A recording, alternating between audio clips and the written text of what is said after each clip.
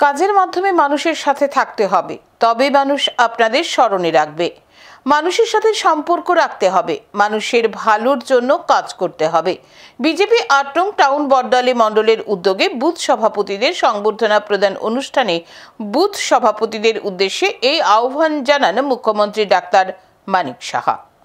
BJP ৮ নং town Bordowali মণ্ডলের উদ্যোগে বুথ সভাপতিদের সংবর্ধনা প্রদান করা হয়।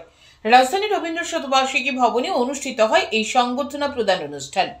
অনুষ্ঠানে প্রধান অতিথি হিসেবে উপস্থিত ছিলেন মুখ্যমন্ত্রী ডাক্তার মানিক সাহা।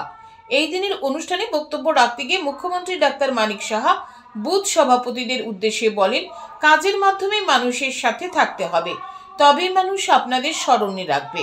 মানুষের সাথে সম্পর্ক রাখতে হবে, মানুষের ভালোর জন্য কাজ করতে হবে। আপনি যখন বললেন যে আমি দেখছি, এটা ফোন করলেন বা কাউকে যদি বলেন যে ওই বাড়িতে জলটা যাচ্ছে না, তার ব্যবস্থা আমরা করছি, তাহলে মানুষের কথা আসতে পারবে। আপনি কিন্তু নিজের কাজের মাধ্যমে কিন্তু নিজের অধিকার, নিজের পজিশনটা আপনার ডেভেলপ করতে হবে। পজিশন দিলেও আপনি ডেভেলপ করতে পারবেন। এটা বুঝতে হবে আমার, যে আমি কাজের মানুষ, কাজ দিয়ে আমার পরিচয়, এবং এইভাবেই আমি কাজের মাধ্যমে মানুষের কাছে আমি থাকতে চাই।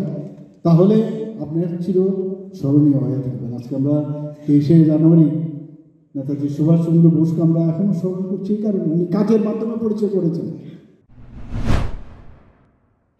ত্রিপুরা রাজ্য একটা ছোট রাজ্য, বড় বড় রাজ্যের সাথে ত্রিপুরা রাজ্যের তুলনা করলে হবে না।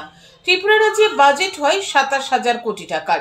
ত্রিপুরা রাজ্যের নিজস্ব আয় ৩,৭০০ কোটি টাকা।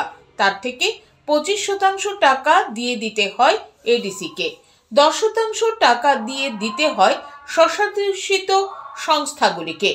২৭,০০০ কোটি টাকার বাকি টাকা আসে বিভিন্ন স্কিমের মাধ্যমে। তার মাধ্যমে দাঁড়িয়ে রাজ্যের উন্নয়নমূলক কাজ চালিয়ে যাওয়া হচ্ছে, পাশাপাশি সরকারি চাকুরি দেওয়া হচ্ছে বলে জানান মুখ্যমন্ত্রী ডাক্তার মানিক সাহা। তিনি আরো বলেন, সকলকে চাকুরি দেওয়া সম্ভব নয়, তাই বিকল্প কর্মসংস্থানের দিকে গুরুত্ব দেওয়া হয়েছে। যে ট্যাক্স ইত্যাদি, তাতে গিয়ে প্রায় ৩,৭০০ কোটি টাকা আমরা পাই।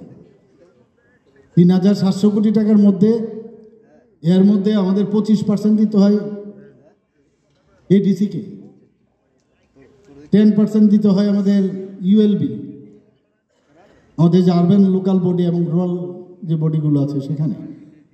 তাহলে আমাদের থাকে কত? এত ডেভেলপমেন্ট, তাহলে ২৭,০০০ কোটি কোথায়? ওই যে বিভিন্ন স্কিম যেগুলো আসে, এই স্কিমের মাধ্যমে কি আমাদের ২৭ থেকে ২৮,০০০ কোটি টাকা হয়।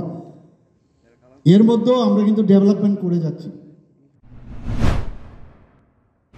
মুখ্যমন্ত্রী এদিন সিপিআইএম এর সমালোচনা করতে গিয়ে বলেন, সিপিআইএম এর কারণে মানুষ বিজেপিকে সমর্থন করেছে। সিপিআইএম মানুষের উপর নির্যাতন চালিয়েছে, যার কারণে মানুষ বিজেপিকে সমর্থন করেছে এবং বিজেপি ক্ষমতায় বসেছে।